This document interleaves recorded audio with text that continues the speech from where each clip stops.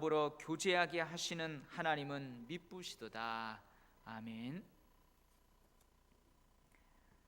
여러분, 오늘은 사도 바울이 고린도 교회를 생각하면서 감사하는 내용입니다.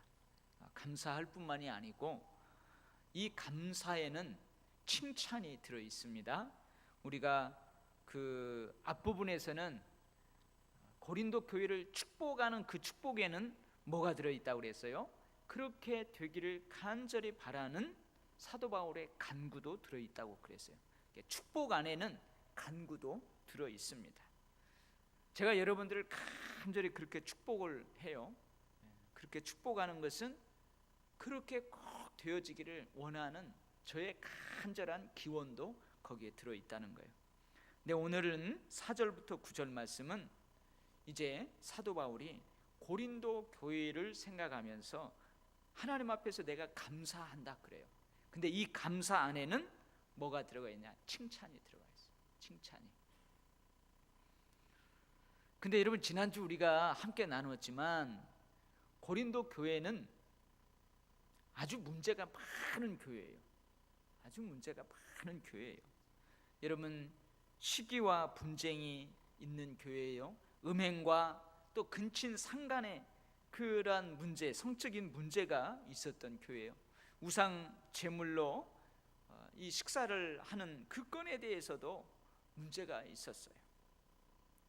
우상 숭배, 그 다음에 성령의 은사로 인한 교회의 무질서와 예배의 무질서, 헌금 문제, 또 부활 신앙 문제, 성도 간의 소송 문제, 여러 가지 문제들이 참 많이 있는 교회라고 우리가 지난주에 공부를 했잖아요. 근데 많은 문제에도 불구하고 오늘 사도 바울이 축복한 다음에 이들을 먼저 칭찬하는 거예요. 이들을 생각하면서 감사하는 거예요. 하나님 앞에 감사하는 거예요. 무슨 말입니까? 우리에게 아무리 문제가 많아요, 우리에게 많은 허물투성이에요. 우리가 부정적인 면들이 많아요. 마음에 안 드는 건 많아요. 그럼에도 불구하고 이렇게 눈을 한번 이렇게 비비고 딱 쳐다보면 그 사람 안에 감사할 게 있다는 거예요. 그 사람 안에 칭찬할 게 있다는 거예요. 여러분, 예전에 자기가 사는 고향이 실증나서 그 고향을 떠나는 젊은이들이 있으면은 그 동네 어르신들이 그 동네 어귀에 가가지고 고향을 한번 네 동네를 새롭게 봐라 할 때 어떻게 보라고 그래요? 다리를 딱 벌리고 이렇게 엎드려갖고 뒤쪽으로 이렇게 봐라. 고향이 다시, 네 동네가 다시 보일 거라 그랬었잖아요. 그러니까 우리가 아무리 문제투성이인 사람도, 아무리 문제투성이인 교회도 눈을 한번 비비고 잘 보면은 감사할 일들이 있어요. 한두 개는 칭찬할 게 있다고요. 그래서 오늘 사도 바울이 사실은 여러분 이 칭찬 뒤에 이제 읽어보면은 계속해서 뭐가 나오냐? 책망이 나와요. 책망이. 계속해서 책망합니다. 근데 책망하기 전에, 강하게 권면하기 전에 먼저 그들에 대해서 감사하고 그들을 칭찬해요. 왜 그럴까요? 왜 그럴까요? 우리 보통의 사람들은 그냥 안 좋은 거 보이면은 그거부터 그냥 막 한번 해야 되잖아요. 한번 해야 되는데 이 사도 바울은 다 알아요. 고린도 교회 문제점들 다 아는데 그것을 뒤로 하고 먼저 감사하고 칭찬해요. 왜 그럴까요? 왜 그럴까요? 여러분들이 이 사도 바울이 사도라는, 그리고 이 고린도 교회를 세워서 그 고린도에서 약 1년 6개월 동안 목회한 목회자의 입장에서 왜 그럴까? 한번 생각을 해보세요. 왜 그럴까? 저는 나름대로 왜 사도 바울이 지금 막 책망하기에 급한 거죠. 고린도 교회 그 문제투성이를 들었어요. 그래서 디모데도 보내기도 했고 안 되니까 이 고린도 전서를 썼단 말이에요. 근데 지금 이 책망하고 이놈들 그냥 혼내주고 싶은 마음이 막 앞설 텐데 왜 칭찬하고 감사할까? 왜 그럴까? 곰곰이 생각해 보면요, 복음이, 자기가 전한 이 복음이, 기쁜 소식들이 그들의 삶에 견고히 서가기를 소망하는 마음에서 그래요. 그리고 이후 사도 바울이 이제 강한 책망을 하는데, 그 책망할 때에 교인들이 낙담하지 않기를 바라는 마음이 있어요. 그러잖아요, 여러분. 먼저 내가 너를 사랑한다 칭찬해주고, 당신의 참 좋은 점이 많아요, 내가 그래서 당신을 좋아합니다, 이렇게 하고, 그러나 내가 봤을 때 당신은 이러이러한 분이 조금 부족해요, 그걸 좀 고쳤으면 좋겠어요 하면서 그거에 대해서 책망을 하면 그 사람이 낙담하지 않아요. 왜 그러냐면 자기를 책망하는 그 사도 바울의 마음을 알기 때문에. 그 마음이 어떻다는 거예요? 지금 내가 미워서 죽도록 미워서 나를 막 나무라고 책망하는 게 아니구나, 너희를 사랑하는 사랑과 너희를 향한 기대 때문에 내가 너희를 책망한다, 이런 마음을 갖도록. 그래서 고린도 교인들이 낙심하지 않도록, 그러니까 그 책망을 달게 받을 수 있도록, 긍정적으로 받을 수 있도록 그러는 거예요. 그러면서 여러분, 한편으로는 생각을 해봅니다. 사람마다 다 허물이 있게 마련이에요. 그리고 그 허물은 잘 보여요. 근데 좋은 점은 잘 안 보여. 좋은 점은 보려고 해야 보여요. 근데 허물은 보고 싶지 않아도 막 보여요. 그냥 보여. 근데 사람을 세우고자 하는 사람의 지혜로운 권면, 사람을 세우고자 하는 지혜로운 권면은 어떤 권면일까? 책망하는 자의 마음 자세는 어떠해야 될까? 어떻게 해야 저 책망을 듣고도 저 사람이 내 의도대로 세워질까? 내가 저 사람을 세우고 싶어서 책망하는데 저 책망받는 사람의 마음 자세가 어떠해야 저 사람이 세워질까? 여러분, 제가 여기서 여러 번 얘기했어요. 오늘 또 제가 이 말씀 준비하면서 조용히 묵상하는데, 하나님 누가 저를 책망하겠습니까? 갑자기 그런 생각이 들었어요. 하나님, 이 목사를 누가 책망하겠습니까? 여러분, 목사를 누가 책망해요? 여러분, 제가 삐뚤어진 길로 가고, 제가 이 교회에 있을 때 내가 헛된 생각을 하고 헛된 짓 해도 여러분, 누가 저를 책망해요? 아무도 책망할 사람 없어요. 설령 제가 조금 실수를 해도 누가 책망을 해요? 그냥 기다려주고 그러죠. 목회자니까 하나님이 세우셨다, 하나님이 하실 거다, 누가 책망을 해요? 저를 책망하는 분은 하나님이에요. 근데 그 책망하는 하나님마저도 내가 두려워하지 않는다면 큰일 나는 거죠. 근데 하나님 위에 저를 책망하고 저에게 자꾸 도전을 주고 저에게 자꾸 당신 그러면 안 돼 하는 사람이 있어요. 누구예요? 아버지예요, 아버지. 근데 저는 아버지가 없어요. 아버지, 어머니. 부모는 그럴 수 있잖아요. 아버지, 어머니가 없어요. 그 다음에 누가 있어요? 아내가 있어요. 아내는요 저한테 이제 한다고요. 근데 제가 여러 번 얘기했지만 제 아내가 가끔 목회 다 하고 주일날 같은 때 그래 오면은 마음에 안 드는 거 있을 거 아니에요. 오늘 그래서 제가요 저 왕십리에 있는 무학교에서 청년 사역을 합니다. 주일 사역을 끝나면 그때 저희 집이 저 연신내에 있었어요. 저 연신내까지 전철을 타고 가요. 왕십리역에서 그 연신내까지 전철역을 타고 가요. 그럼 전철역에 이제 부부가 예배 다 마치고 갑니다. 가요. 그러면 전철 탈 때는 둘이 손잡고 탔어요. 근데 연신내에 내릴 때는 각자 내려요. 각자. 제 아내가 먼저 휙 가버리든지 제가 휙 가버리든지. 왜 그래요? 전철 타고 오면서 제 아내가 여보 오늘 당신 왜 이렇게 했으면 더 좋은데 왜 이렇게 했대? 막 하고 얘기를 해주는 거예요. 근데 다 옳은 말이잖아요. 옳은 말임에도 불구하고 자기의 허물, 자기의 잘못을 지적받으면은 기분이 나쁜 거예요. 그러니까 이제 뭐요? 여보, 꼭 오늘 그 말을 지금 해야 돼? 오늘 녹초가 돼가지고 전저녁 들어가는데 지금 당신이 그 말을 지금 해야 돼? 응? 지금 해야 되냐고. 지금 해야 돼요, 안 해야 돼요? 물으시나 보네.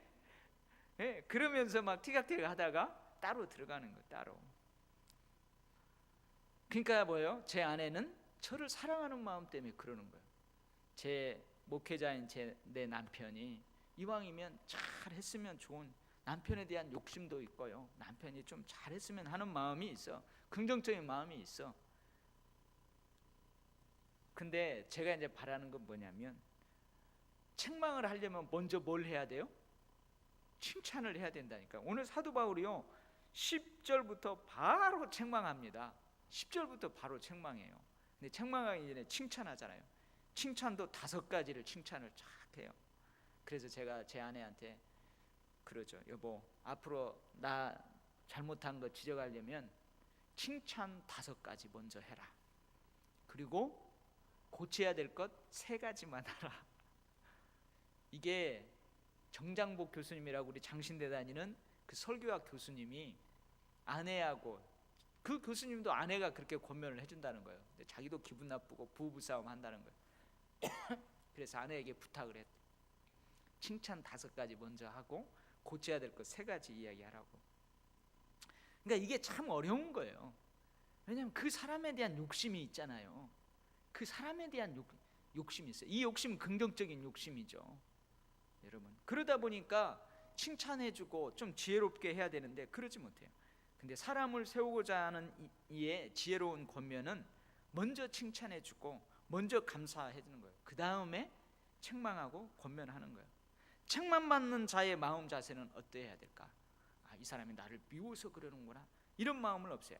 나를 향한 사랑, 나를 향한 기대 때문에 이 사람이 하는구나, 그렇게 알아야 여러분, 그때는 기분 나빠도 돌이키면 역시 나를 사랑해서 그랬구나, 역시 나를 잘 되라고 아주 건강식으로 나를 먹이려고 그랬구나, 그렇게 받아들이는 거예요.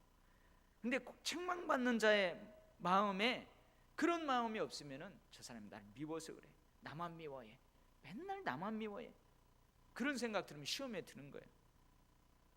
그래서 이 사도 바울이 먼저 칭찬하고 책망하는 이 순서를 바라보면서 이런 걸 깨닫게 돼요. 사도 바울은 이 사람들을 세우고자 하는 마음이 있구나, 고린도 교인을 세우고자 하는 마음이 있구나.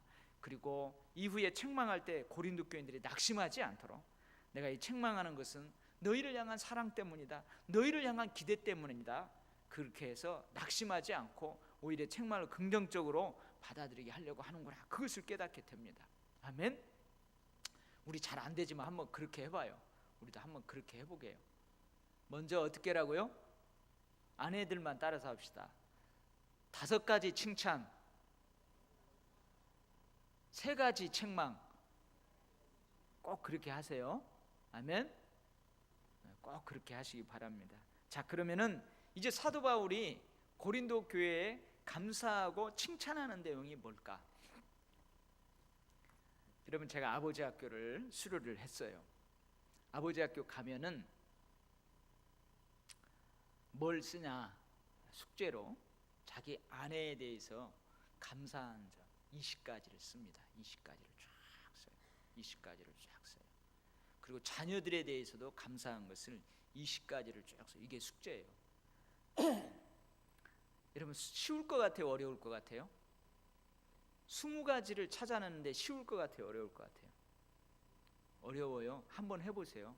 여러분, 집에 가서 자기 아내의 칭찬하고 싶은 것 20가지를 딱 써보세요. 한 10가지 찾으면 더 이상 안 찾아져요. 그러니까 뭐 얼토당토 아는 거 만듭니다. 만들어가지고 그렇게 쫙 써요. 그러면서 진짜로 이렇게 아내에 대한 감사를 찾아내는 거죠. 써보세요. 집에 가서 한번 써보세요. 여러분, 집에 가서 저에 대해서 감사하면 칭찬할 거 한번 써보세요. 20개 금방 못 쓸거려. 10개도 못 쓸거려. 이게 잘 안 돼요. 근데 사도 바울도 이 고린도 교회를 바라보면서 이 책망할 게 많아요. 지금 문제가 많잖아요. 근데 그 문제가 많은 교회에서 칭찬할 것을 찾아냅니다. 아마 사도 바울도 내가 봤을 때는 어려웠을 것 같아요. 자, 그러면 사도 바울이 고린도 교회를 칭찬하고 감사하는 내용이 뭐냐? 첫 번째, 모든 언변과 모든 지식이 풍족해서 감사하다. 모든 언변과 모든 지식이 풍족해서 너무너무 감사하다. 여러분 가만히 보세요. 이 언변이 뭐냐면 언변술이에요. 언변술. 우리 지금 속된 말로 아주 말빨이 세다는 거예요. 언변술. 누구하고 변론해서 안 져요. 아주 논리적이고 합리적으로 탁탁탁 해가지고 그 사람의 마음을 혹하게 할 수 있는 이 언변술이 있다는 거예요. 그리고 모든 지식이 풍부하다. 이 말은 뭐냐면 복음에 대한 지식이에요. 예수 그리스도의 인격과 사역에 대한 구체적인 지식을 이 사람들이 가지고 있다는 거예요. 이것을 칭찬합니다. 사실은 언변술이 좋기 때문에 교회에서 파당을 짓고 분란을 일으킬 때요, 그것이 부정적으로 사용되면은 교회를 더 어지럽게 할 수 있어요. 근데 언변술, 그걸 칭찬하는 거예요. 그 지식도 칭찬하는 거예요. 너희들이 그리스도의 인격과 사역, 복음에 대해서 어느 정도 구체적인 지식을 가지고 있는 거예요. 복음을 전파하기 위한 언변술, 그리고 너희들이 복음을 전하기 위해서 그 복음에 대한 지식이 풍부한 것을 보고 내가 감사한다. 너희들 그거 참 잘했다. 칭찬하는 거예요. 그 다음에 두 번째는 어떤 칭찬을 하냐면 그리스도의 증거가 너희 중에 견고하게 된 것이 감사하고 그 칭찬한다. 여러분 고린도 교회는요 유혹이 많다고 그랬어요. 혼합주의, 쉽게 이 혼합될 수 있어요. 여러 종교들이, 우상들이 그 고린도 교회에 물밀듯이 밀려오는 거예요. 항구 도시기 때문에 사람들이 들어올 때 그러한 이방 종교들을 가지고 들어오는 거예요. 그러니까 여러분 어떻게 보면은 이 개신교의 예배 예전 그것하고 비교해서 어떻게 보면은 이 인간적인 욕구를 다 이렇게 건드려 가지고 그걸 통해서 다른 종교들이 사람을 혹하게 할 수 있어요. 이런 유혹이 많다는 거죠. 유혹이 많아요. 여러분 사람들이 통일교로 막 확 빠져나가는 이유가 뭐예요? 인간의 그 기본적인 욕구들, 그걸 탁 건드리는 거예요. 그걸 막 해결해 주려고 하고 그러는 거예요. 그러다 보니까 뭐예요? 참된 진리보다는 지금 당장 내 욕구 해소하는 게 필요하잖아요. 지금 내 앞에 당면한 문제 해결해 주는 것이 중요하잖아요. 그러니까 진리는 내팽개지고 지금 눈앞에 있는 그거 보고 막 여기저기 빠져 들어가는 거예요. 그런 유혹들이 많다는 거예요, 고린도 교회에. 그런데도 전에 사도 바울이 2차 전도 여행 때 이 고린도 교회에 와서 1년 6개월 머무르면서 뿌렸던 그 복음의 그 씨앗들이 뿌리를 내렸다는 거예요. 그런 유혹이 많은 속에서도 이 고린도 교인들이 구원의 확신을 가지고 그리스도의 복음에 견고하게 세워져 있었다는 거예요. 이게 감사하다는 거예요. 칭찬할 만하다는 거예요. 그죠? 여러분 얼마나 감사해요. 여러분들이 전도해가지고 이 교회에 초신자를 전도해가지고 데려왔어요. 근데 이 초신자가 한 3, 4년 안에 세례도 받고 신앙이, 믿음이, 지식이 몰라보게 자라났어요. 그럼 여러분 그거 보면서 얼마나 감격스럽습니까? 어느 때는 막 나보다 더 열정이 있고 나보다 더 지식이 해박하고 넓고 막 은사도 사모하고 그런 거 보면은요 여러분 너무 기쁘고 감사하잖아요. 그런 것처럼 이 고린도 교회가 그랬다는 거예요. 그리스도의 증거가 너희 중에 견고하게 되었다. 그걸 칭찬합니다. 그 다음에 세 번째는 모든 은사에 부족함이 없다. 모든 은사에 부족함이 없다. 그래서 여기에서 은사로 번역한 이 헬라어는 신약 성경에서 여러 가지 한 3-4가지 의미로 사용이 되는데요, 은사를 구원을 이야기할 때도 은사로 번역하는 경우가 있었어요. 일반적인 하나님의 선물을 의미하는 그 의미를 담고 있을 때도 그 단어를 은사로 번역하고 성령의 특별한 능력, 성령의 은사, 우리가 잘 알죠. 방언의 은사, 신유의 은사, 그런 은사를 언급할 때도 이 은사라는 단어를 썼어요. 그러니까 여기에서 폭넓게 모든 은사가 너희들에게 부족함이 없다 하는 것은 너희들이 복음을 받아들인 다음에 그 복음을 받아들이고 복음을 함께 가지고 삶에서 살아갈 때에 그 복음의 열매들이 너희들의 삶에 맺혀졌다는 거예요. 부족함이 없이 맺혀졌다는 거예요. 근데 사실 부족한 점이 있죠. 그 중에는 부족한 사람들이 있어요. 부족한 사람이 있어요. 그럼에도 불구하고 부족한 사람, 부족함이 없는 사람들을 보고 칭찬하는 거예요. 그래서 여러분 고린도전서 12장 보면은 고린도 교회의 성령의 은사가 얼마나 풍성한지 쫙 기록이 되어 있습니다. 근데 문제는 뭐예요? 그 은사를 바르게 사용하지 못하는 데 있었지 그 은사는 부족함이 없이 풍성했어요. 그것을 칭찬하는 거예요. 그 다음에 네 번째는 우리 주 예수 그리스도의 나타남을 기다림이라. 이 초대교회의 성도들은요 대부분 어떤 신앙을 가지고 있었느냐, 자기들이 죽기 전에 예수님이 다시 올 것이라는 임박한 종말 신앙이 있었어요. 임박한 종말 신앙이 있었어요. 예수님이 부활하고 가시면서 뭐라고 그랬어요? 내가 다시 온다고 그랬어요. 너희들이 본 그대로 내가 곧 다시 오리라. 그렇기 때문에 이 초대교회 성도들은 주님이 곧 온다는 임박한 종말 신앙이 있었어요. 재림 신앙이 있었어요.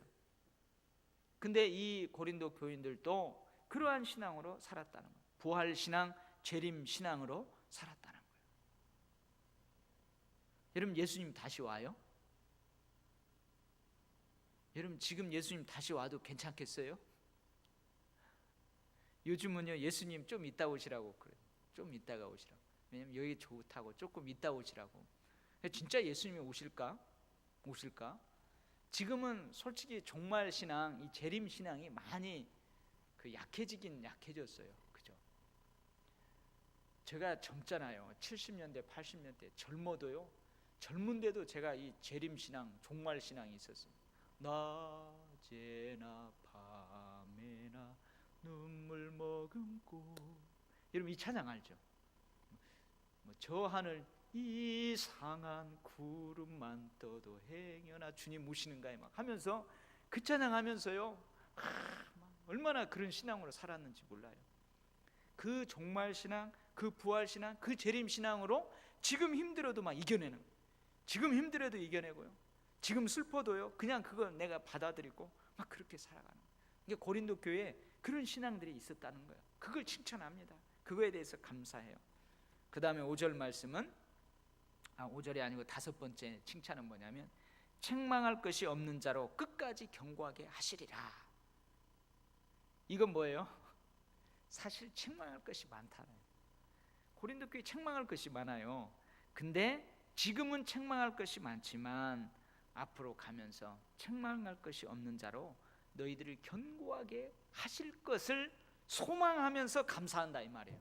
할렐루야. 그죠? 소망하면서 감사한다.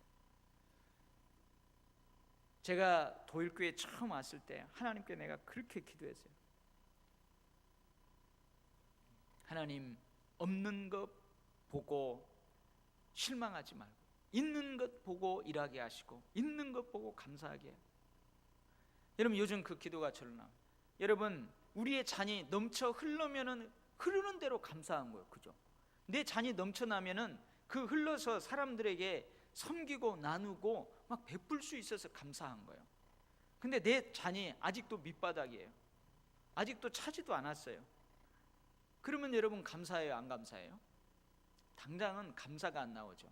그래서 사도 바울처럼 앞으로 그 잔이 채워질 것을 소망하면서 감사하는 거예요. 그 잔이 채워져서 넘쳐나서 흘러갈 것을 생각하면서 감사하는 거예요. 지금은 여러 가지 문제가 있지만, 지금은 부족할 것이 많지만, 지금은 책망할 것이 많지만 언젠가는 끝까지 견고하게 하나님이 하실 것을 바라보면서 내가 감사한다. 할렐루야. 이게 진짜 감사합니다. 그죠? 그리 아니하실지라도 감사합니다. 감사하는 거. 이게 어렵죠. 어려워요.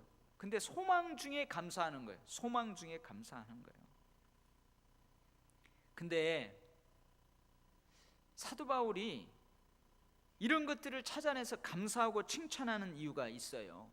그게 뭐냐면 4절 말씀, 그리스도 예수 안에서 너희에게 주신 하나님의 은혜로 말미암아 내가 너희를 위하여 항상 하나님께 감사한다. 그래서 이 하나님의 은혜가 뭘까? 하나님의 은혜가 뭘까? 하나님 은혜는 여러 가지로 이야기할 수 있죠. 근데 제가 조용히 묵상하는 건데, 하나님 여기에서 고린도 교회에 주신 하나님의 은혜가 뭡니까? 그것은 뭐냐? 고린도 교회에 감사하고 칭찬하는 내용들, 그 내용들이 다 뭐예요? 하나님의 은혜로 주신 거예요. 고린도 교회 하나님이 고린도 교회에 은혜로 주신 거예요. 모든 언변과 지식이 풍부해서 그런 거에 대해서 감사하는데, 그것도 하나님이 은혜로 그들에게 주신 거고요. 그리스도의 증거가 너희 중에 견고하게 된 것, 그것도 하나님이 은혜로 된 거고요. 모든 은사가 부족함이 없는 것, 하나님의 은혜로 된 거예요. 부활신앙, 재림신앙 갖는 것도 은혜가 부어져서 그래요. 앞으로 소망 가운데 감사하는 것도 하나님의 은혜가 부어지면 그렇게 될 것이니까, 이게 다 은혜라는 거예요. 지금 사도 바울이 고린도 교회를 바라보면서 감사하고 칭찬하는 거 다 은혜예요. 은혜. 아멘. 우리가 받은 거 다 은혜예요. 은혜. 그러니 감사한 거예요. 여러분, 내가 했으면 뭐 감사해요? 내가 당연히 받을 것이면은 뭐 감사할 게 뭐 있어요? 당연한 거죠. 근데 하나님의 은혜예요. 내가 했음에도 하나님의 은혜가 아니면 내가 어찌 이거 누릴 수 있어요? 하나님의 은혜입니다. 그래서 감사하는 거예요. 그리고 9절 말씀, 너희를 불러 그의 아들 예수 그리스도 우리 주와 더불어 교제하게 하시는 하나님은 미쁘시도다.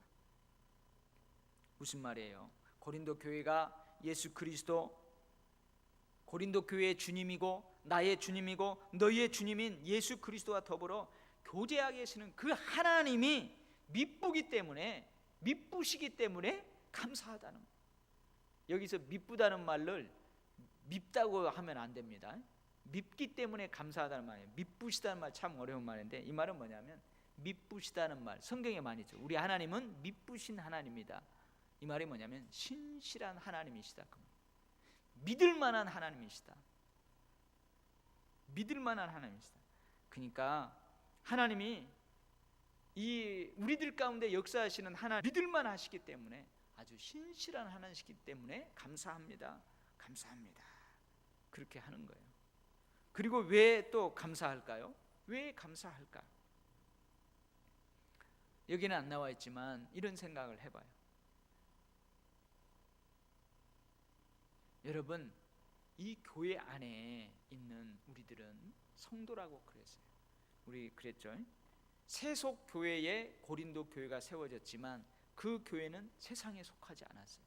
그래서 그 세속 도시에 세워진 고린도 교회를 누구의 교회라고? 하나님의 교회라고 하는 거예요. 하나님의 교회는 그리스도 예수 안에서 거룩하여지고 성도라 부르심을 받은 자들이에요. 그러니까 여러분 뭐예요? 고린도 교회는 세속 도시에 세워져 있지만 하나님의 교회예요. 그리고 그 하나님의 교회에 있는 교인들은 거룩하다고 하나님이 인정해 주시고 그렇게 부름받은 자들이에요. 그러니까 뭐예요? 교회 밖에 있는 세상 사람들하고 교회 밖에 있는 하나님의 교회 밖에 있는 고린도의 일반 사람들하고 교회 안에 있는 고린도 성도들하고는 분명한 차이가 있다는 거예요. 좀 부족해도 우리는 어디 안에 있어요? 예수 안에 있어요. 저 사람들은 부족한 게 없어도 저 사람들은 예수 밖에 있는 거예요. 그래서 감사한 거예요. 그리스도의 자녀이기 때문에, 하나님의 자녀이기 때문에 감사한 거예요. 그죠? 우리가 여러분 착각하면 안 됩니다. 매스컴에서 교회에 뭐 잘못 하나 지적했다고 그래가지고 우리가 저 세상보다 더 추악하고 세상보다 더 악하고 세상 사람들로 견줄 때에 우리는 죽어 마땅하고, 절대 그런 게 아니에요. 여러분, 그게 아닙니다. 아무리 우리한테 뭐라고 해도요, 우리는 저들보다 나아요. 그리스도 안에 있기 때문에. 근데 늘 이야기하지만 왜 세상 사람들이 우리를 그렇게 질타하느냐? 똑같은 잘못을 했어요. 똑같이 잘못을 했어요. 근데 이 사람은 예수를 믿어, 이 사람은 예수 안 믿어. 그럼 똑같은 잘못을 해서 누구 잘못이 더 크게 보여요? 예수 믿는 사람의 잘못이 더 크게 보이는 거예요. 왜 그렇다고 그랬죠? 이것을 한번 뒤집으면은 세상 사람들이 그래도 예수 믿는 사람들에게 기대가 크다는 거예요. 이 세상이 험악한데 이 세상 가운데에 힘을 불어넣고 활력을 불어넣고 소망을 불어넣고 삶의 재미를 행복을 불어내야 될 네 교회마저도 타락하면 이 세상 더 이상 희망이 없다 이거예요. 그래서 아우성 치는 거예요. 그래서 여러분 교회가 조금 잘못한 거 매스컴에서 크게 부풀려도 막 그 교회가 세상하고 비교해서 교회는 완전히 뭐 더럽고 추악하고 그런 것처럼 보이는데 그렇지 않아요. 그죠? 물론 지상에 있는 교회가 완벽하지 않아요. 부족함이 있어요. 그래도 여러분 우리는 하나님의 자녀예요. 그리스도의 자녀예요. 하나님 안에 있어요. 그래서 사도 바울이 감사하는 거예요. 그래서 감사하는 거예요. 여러분 내 자식이 좀 부족해요. 내 자식이 좀 부족하죠. 내 자식이 조금 그래요. 그래도 여러분 내 자식이니까 감사하는 거예요. 그러니까 그래도 내 자식이니까 사랑스럽고 그래도 내 자식이니까 기대가 되는 거예요. 안 그래요? 그러잖아요. 그래서 사도 바울이 감사하는 거예요. 감사하는 거예요. 여러분 오늘 사도 바울이 고린도 교회를 칭찬합니다. 그리고 그들을 부르면서 감사의 조건들을 찾아보고 그들을 향해서 감사하다고 이야기합니다. 여러분 이 이야기를 들을 때, 이 편지를 읽을 때 고린도 교인들 마음이 어떨까요? 아니 우리 칭찬받을 게 없는데 막 사도 바울이 칭찬할 것을 찾아갖고 칭찬해 주는 거예요. 우리 감사할 거 코딱지만큼도 없어요. 근데 막 감사하다고 막 이렇게 하는 거예요.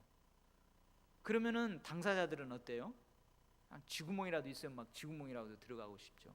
그래서 어떤 성경학자는요, 이 지금 사도 바울이 고린도 교회를 칭찬하고 감사하는 것은 비아냥조로 하는 것이다, 부정적으로 보시는 분도 있어요. 근데 그렇지 않죠. 그게 목회자의 마음 아니죠, 그죠? 그러나 그런 의도도 있어요. 우리가 이렇게 칭찬하는데 아이고 우리가 진짜로 저렇게 칭찬받도록 해야 되는구나. 아이고 미안하다. 우리는 부족한데 우리를 저렇게 좋게 보주는구나. 미안하다. 아이고 민망하다. 쑥스럽다. 그러면서 어떻게 해요? 자기를 돌아보는 거예요. 그리고 칭찬해주고 감사하고 그걸 지적할 때는 인정하는 거예요. 맞아요, 맞아요. 이게 바로 이 사도 바울의 지혜인 것 같아요. 그리고 목회자의 마음입니다. 여러분 우리는 누군가로부터 섬김을 받지만 또 누군가를 섬겨야 돼요. 누군가로부터 섬김을 받는다는 것은 내가 부족하고 연약하지만 누군가가 나의 칭찬할 것을 찾아서 나를 칭찬해주고 누군가가 나에게 감사하다고 한단 말이에요. 그렇다면 우리도 또 누군가에게 칭찬을 해주고 누군가에게 감사하다고 하는 그런 존재란 말이죠. 그런 존재. 누군가로부터 내가 섬김을 받는 존재라면 또 나는 누군가를 섬겨줘야 될 존재라는 말이에요. 그런 의미에서 이 말씀을 내 것으로 만들어야 돼요. 내 것으로 만들어요. 내가 부족하고 연약함이 많을 때에 그 사람이 인내해주고 그 사람이 칭찬해주고 그 사람이 나를 생각하면서 하나님 앞에 감사 기도를 하고 그렇게 해서 내가 지금 이렇게 있었다면 나도 그 사람에 대해서 인내하고 그 사람의 칭찬할 이유들을 찾으면서 감사하고 하나님 앞에 기도하고 소망 가운데 감사하고 이런 삶의 자세가 필요하다는 거예요. 여러분 그럴 때 여러분 어떻게 돼요? 제가 입에서 떠나지 않아요. 그 집안은 되는 집안이에요. 그 교회는 되는 교회인 거예요. 할렐루야. 우리 교회가 정말로 이러한 아름다운 모습들이 있기를 바랍니다. 아멘. 기도하겠어요. 하나님 아버지, 우리도 이 사도 바울과 같은 마음을 갖기를 원합니다. 아버지, 그 사람 부족한 거 많은데 칭찬할 거리를 찾기가 어렵습니다. 그래도 사도 바울은 이 목회자의 심정으로 하나님 예수 그리스도께서 사도 바울도 문제투성이 많다. 그런데도 그거 좋은 거 있어서 불러서 그것을 사용하셔서 이방인의 사도로 삼아 주셨습니다. 그래서 사도 바울도 문제투성인 사람일지라도 좋은 것 바라보며 감사하고 칭찬하는 마음, 하나님 우리도 그런 마음 갖게 하여 주옵소서. 분명히 내가 조금씩 변화되고 성장하기까지는 누군가가 나를 위해서 그렇게 했습니다. 나의 부족한 것을 들추기보다는 덮어주고 칭찬해주고 감사하는 그 사랑 속에서 내가 자라났습니다. 하나님, 나도 누군가를 향하여서 그 사람을 세울 수 있도록 또 칭찬하고 감사하고 덮어주고 소망 가운데 기도해주는 그런 사람의 모습으로 다가갈 수 있게 하여 주시옵소서. 하나님, 우리 도율교회를 그런 아름다운 교회로 삼아 주시옵소서. 아멘. 믿습니다. 하나님, 우리 교회를 통하여서 큰 영광 받으실 줄 믿습니다. 우리 교회를 통하여서 하나님이 보시기에 합당한 사람들이 많이 세워줄 줄 믿습니다. 하나님, 이 교회를 목회하는 저에게 아버지 이런 마음 주시고, 우리 장로님들에게도 이런 마음 주시고, 우리가 앞서서 본을 보일 때에 모든 성도들도 이런 마음으로 따라올 줄 믿습니다. 할렐루야. 우리 교회 이렇게 성령 충만하게 하시고 이렇게 은혜 충만케 하여 주시옵소서. 예수님 이름으로 기도하옵나이다. 아멘.